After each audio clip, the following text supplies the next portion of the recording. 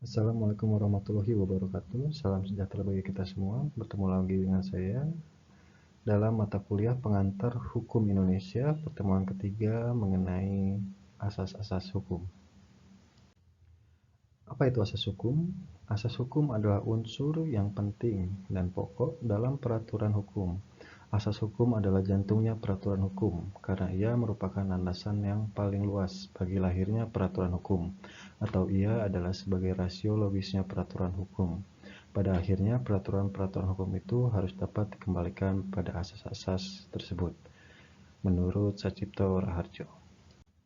Sedangkan menurut Balefroy, asas hukum adalah norma dasar yang dijabarkan dari hukum positif dan yang oleh ilmu hukum tidak dianggap berasal dari aturan-aturan yang lebih umum. Asas hukum umum merupakan pengendapan dari hukum positif. Contoh asas hukum yang pertama ada presumption of innocence, yang berarti bahwa seseorang dianggap tidak bersalah sebelum ada keputusan dari seorang hakim yang menyatakan bahwa ia bersalah, dan keputusan itu telah mempunyai kekuatan hukum tetap. Artinya sudah tidak ada upaya-upaya hukum yang dapat dilakukan, di mana asas tersebut tercantum dalam penjelasan umum butir 3 huruf C KUHP.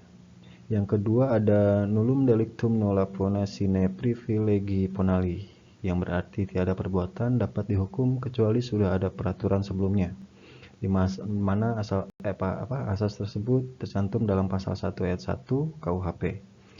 Selanjutnya ada pacta sunt servanda, yang berarti bahwa perjanjian yang sudah disepakati oleh pihak-pihak yang melakukan perjanjian berlaku sebagai undang-undang, di mana asas tersebut tercantum dalam pasal 1338 Burgerlijk Wetboek atau BW. Yang selanjutnya ada nebis in idem, yang diartikan bahwa perkara yang sama dan sejenis tidak boleh disidangkan untuk kedua kalinya, yang tercantum dalam pasal 76 KUHP. Sebagai penguatan logika berpikir hukum Anda, coba Anda jawab pertanyaan-pertanyaan ini. Yang pertama, mengapa seorang harus dianggap tidak bersalah sampai ada putusan hakim? Yang kedua, mengapa perjanjian antara dua pihak berlaku sebagai undang-undang bagi pihak-pihak tersebut? Oke, coba Anda pikirkan, tidak perlu disampaikan. Selanjutnya, asas-asas berlakunya peraturan perundang-undangan seperti hukum yang harus berdiri pada sebuah fondasi, yaitu asas hukum, maka peraturan perundang-undangan pula harus dibuat dan kemudian berlaku berdasarkan asas-asas berlakunya. Asas berlakunya peraturan perundang-undangan adalah asas yang akan menentukan pemberlakuan suatu peraturan perundang-undangan, baik secara kekuatan pembentukan peraturan, waktu pembentukan peraturan, dan lain sebagainya. Beberapa asas yang berlaku dalam pembentukan peraturan perundang-undangan adalah bahwa peraturan perundang-undangan tersebut tidak boleh atau tidak dapat berlaku surut atau disebut dengan non-retroaktif. Kemudian ada peraturan perundang-undangan tersebut yang dibuat oleh penguasa yang lebih tinggi mempunyai kedudukan yang lebih tinggi pula, atau disebut dengan lex superior derogat lex inferior. Lalu ada peraturan perundang-undangan yang bersifat khusus mengenyampingkan peraturan perundang-undangan yang bersifat umum, atau lex specialis derogat lex generalis. Lalu ada peraturan perundang-undangan yang berlaku belakangan atau baru membatalkan peraturan perundang-undangan yang berlaku lebih lama, atau disebut dengan lex posterior derogat lex superiori. Lalu ada peraturan perundang-undangan tidak dapat diganggu-gugat. Berikut mengenai hierarki peraturan perundang-undangan di Indonesia.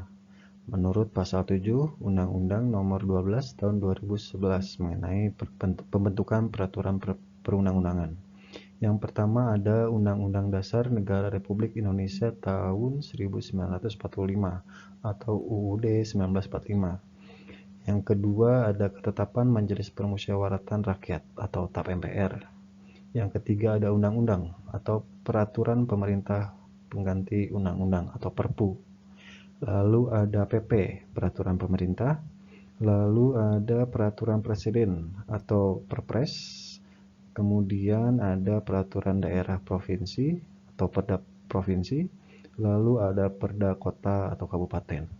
Hierarki ini tidak boleh saling susul-menyusul, jadi harus sesuai dengan hierarkinya, dari atas sampai bawah, dari bawah sampai atas.